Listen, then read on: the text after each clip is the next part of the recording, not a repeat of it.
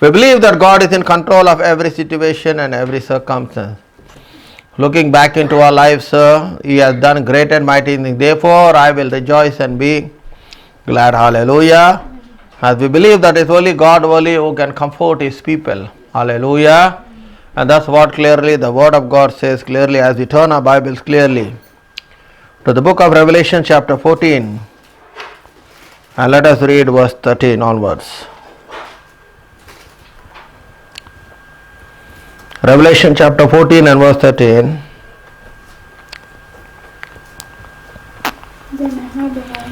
Then I heard a voice from heaven saying to me, Write, blessed are the dead who die in the Lord from now on. Yes, says the Spirit, that they may rest from their labors and their works follow them. He says, Blessed are those who die in the Lord from now onward. Says the Spirit, that they may rest from their labor and their work. Hallelujah! Because life is guaranteed, death is life, and death is in the hands of God.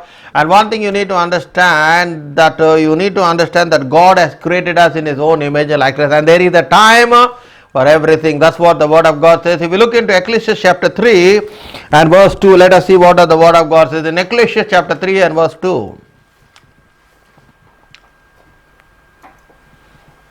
A time to be born and a time to die, a time to plant and a time to pluck what is planted. There is a time for everything. God is saying there is a time for your birth and there is a time for your death. Hallelujah. The time to plant and a time to pluck what is planted, because everything is in the hands of God. Hallelujah. If you look into Ecclesiastes chapter 12 and verse 7, let's see what the Word of God says clearly.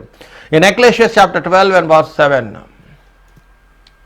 He said, Then the dust will return to the earth as it was, and the spirit will return to God who given it. That's what when God created Adam, He says, I have taken you out of the dust, so out of the dust you shall return back. So hallelujah. And that's what happened, that one die, he returns back into the dust from where you have been created. And that is very much important, my brother and sister in Christ, because God is the one who will wipe away every tear. If you look into Revelation chapter 21 and verse 4, see what the Word of God says clearly.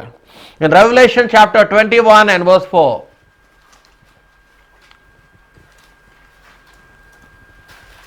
And God will wipe away every tear from their eyes. There shall be no more death, no sorrow, no crying. There shall be no more pain, for the former things has passed away. God is the one who will wipe away every tear from the eye. There shall be no more death. This is speaking about the New Jerusalem, that when you die, when you go there will not be any more death, and there will no more be sorrow. No, there will be tears in your eyes. Why? Because it's only God can understand your problem. God only can understand the situation. If you look into Lamentation chapter 3 and verse 32. Lamentation chapter 3 and verse 32.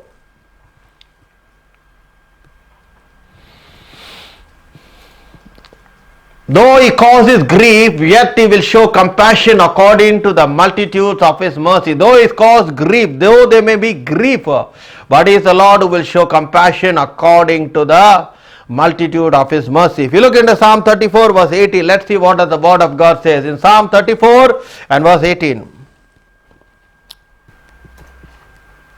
The Lord is near to those who have a broken heart, and saves such as a contrite is. The Lord is near to those who have a broken heart or a crushed heart, you see clearly, and save such who has a contrite in spirit. And thus way, God understands your pain. God knows everything that what you're going through in life, because He's the God who's moved with compassion. Whenever He saw the sick people, He always was moved with the compassion.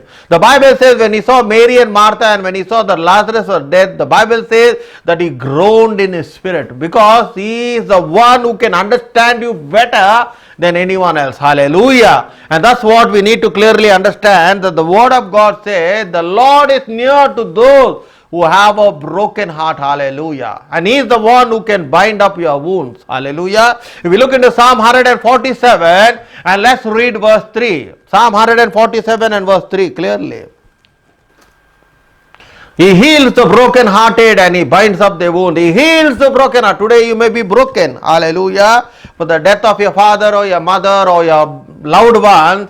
But the Lord, He says, He is the one who will heal the broken hearted and will bind up them. Why? Because he is a God who is moved with compassion. He is your comforter. That's why even Paul, when he was doing ministry, he was always comforted by the Holy Spirit. That's why the Holy Spirit was known as the counselor, the helper, and he was known as the comforter. If you look into 2 Corinthians chapter 1 and verse 3, see what Paul is writing clearly over here. In 2 Corinthians chapter 1 and verse 3. Blessed be the God, the Father of all, Jesus Christ, the Father of mercies and the God of all comforts. Verse 4. He says, who comforts us in all the tribulation, that we may be able to comfort those who are in any trouble with the comfort in which we ourselves are comforted by God. He says, the comfort that I have received from God, he says that during our tribulation that we are able to comfort those. Hallelujah. When those are going through pain, hallelujah. And that's where it's clearly we need to understand they will be comforted. Hallelujah. If you look into Matthew chapter 5 and verse 4, see what the word of God says. In Matthew chapter 5 and verse 4. Blessed are those who mourn, for they shall be comforted. For they shall be comforted. That's why what I understand, that God knows the best for you. God is in control. He knows everything. Sometimes there are many questions in our hearts. Why this happened? Why was I not informed before? Why things were not known? It's only God who understands clearly, my brother and sister in Christ. And one thing, whatever God does is always for our best. That's what I believe. And that's what he says in Romans chapter 8. If you read verse 26, see what the word of God says.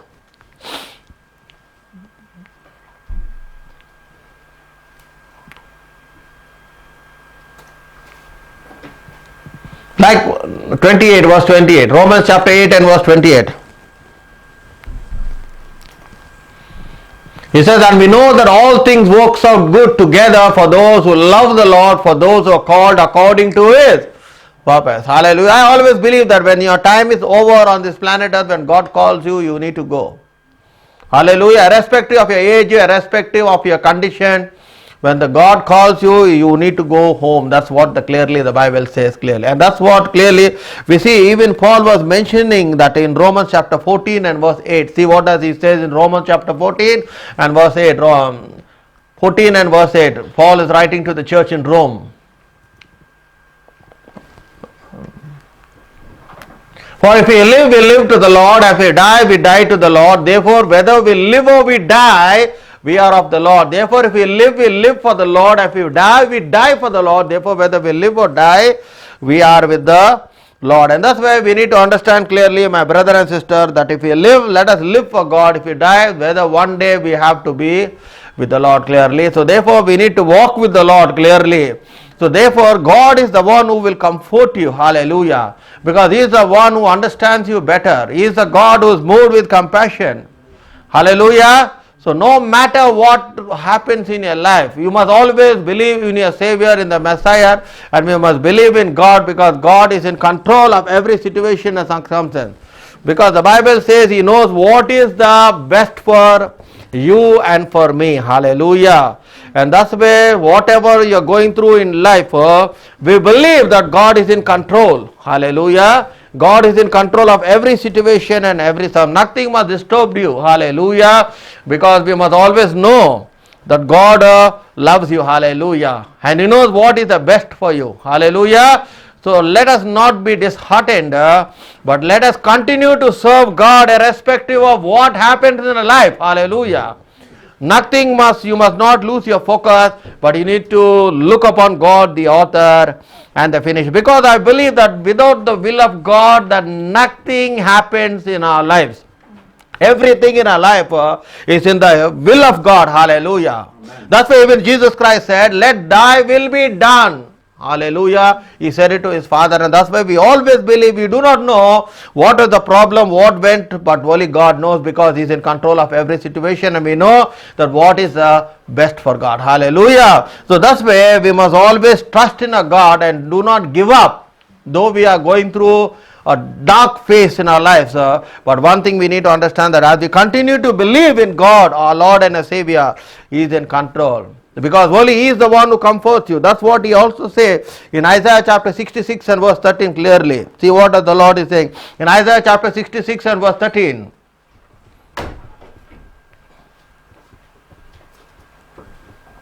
As one whose mother's comfort, so I will comfort you, and you shall be comforted in Jerusalem. Hallelujah. That's why whenever he understands you better, that's why he always says clearly, he understands you better. That's why he was moved with compassion. Whenever he saw the sick, whenever he saw the dead, whenever he saw them, he was moved with compassion, Jesus Christ. Bible clearly says, he groaned with them, he shared their feelings, he had the same feeling as of you and I. And that's why we believe that God knows everything in our lives, because he is the one who will strengthen us. Hallelujah. Because one thing you need to face what is reality. Hallelujah. And that's what the Ecclesiastes says clearly, that there is a time to be born and there is a time for death. Hallelujah. You cannot escape death, because when your time comes, you go. Whether you are young, whether you are old, whether you are healthy, whether you are weak, whatever you may be a condition. But one thing we need to understand, that when your time goes, you go, because life and death is in the hands of God. Hallelujah. That's what the Bible clearly says. There are many people who God, even from their deathbed, God has lifted them up and raised them up back. There are many times in our lives that many accidents we went through in our lives, we were to die literally. But God protected us until today you are alive. Why? Because your time has not yet finished on this planet Earth. Because God knows your time and your hour. Hallelujah, clearly. And whatever, we need to accept it the way it is. We are living in a world of reality, we are not living in a world of fantasy. Hallelujah. What I always say, that we must always be prepared. And we must always be ready. Hallelujah. When the Lord calls us, we go. That's the time it is. So that's why we must always prepare ourselves, because no one knows the time and the hour. The Bible clearly says, even Jesus Christ said that. Today we may be together over here, tomorrow we do not know. Tomorrow morning whether we are going to get up or not. Because life is not guaranteed, but every day we must live in Christ. Hallelujah. Every day we must work out our own salvation with fear and trembling, as the word of God says clearly, my brother and sister in Christ. Because when you die, you must not miss heaven. That is what the important, being a Christian. Hallelujah. It's no use of you living your life however you are, and then when you die, you miss heaven. Hallelujah. And that's where Jesus has already gone to prepare a place for each one of us, my brother and sister. That's why we must always and every day work out our own salvation. And we must have fellowship with God. Hallelujah. That when we die, that we must be with Him in heaven. That's why they were, the apostles, the disciples were so surety for heaven. They did not even care death, because they believed that if they die, they will be with their Savior and their Master. That's what even Paul was able to say. He already said in advance, our citizenship is in heaven, he already said, before he can die, when he was writing to Philippians in chapter 3 verse 20. How was he assured? He says, our citizenship is heaven already. Because he knew that. That's why they never feared death. Even you look in the life of the apostles, even when they were martyred, they never feared death. They knew the next moment they are going to be killed, or they are going to be martyred, or they are going to be burnt alive. They never feared death, but they took it because they know one thing, that if they die, that we will be with the Lord. Hallelujah. That's what Paul also says, is better to me to be with the Lord is better than this whatever I am going. Because the suffering of this present world, the Bible says in Romans 8:18, the suffering of the present world is nothing compared to the glory that shall be revealed. That's what the Bible says. Hallelujah. So therefore we must always be ready, my brother and sister in Christ. Hallelujah. Because we must always thank God. Hallelujah. Every minute and every second of our life we must always thank God. Every minute when you get up early in the morning, you need to thank God. Lord, I thank you that you have given me another day to live. There are many people on this planet who are not fortunate to live. They die, they pass away, they are killed. Many things happens. But one thing we must really thank God for. God has given us another day and another hour to live. Hallelujah. No one is guaranteed what is going to happen the next hour. No man on this planet Earth can guarantee you. Because our life is in the hands of our Maker. Hallelujah. Our life is in the hands of Jesus. And today, as a family today, we have come to comfort one another. Hallelujah. My brother, my sister, it may be a father, it may be a mother, it may be a son, your daughter, it may be a relative, anyone. We all are united together through the blood of Jesus Christ. Hallelujah. That's what Paul says, the comfort that I receive from the Lord, I am able to comfort those who are going through distress and going through tribulation and going through problems in their life. They were able to comfort one another. They were able to strengthen one another. Hallelujah. So that they continue doing the work of God. Hallelujah. My brother, my sister in Christ. Strengthening the souls that they may undergo trials and tribulation before entering the kingdom of God. Acts chapter 14 verse 22. They were strengthening one another in their faith. that we may not lose faith. Because the work of the devil in this last days is the one who will destroy your faith. He will remove your faith from God. Hallelujah. And that's what many people today, they don't come to church, they don't believe. They are no more a Christian because their faith is no more there in God, my brother and sister in Christ. And that is the work of the devil, to remove your faith. But one thing, our faith must not be shattered.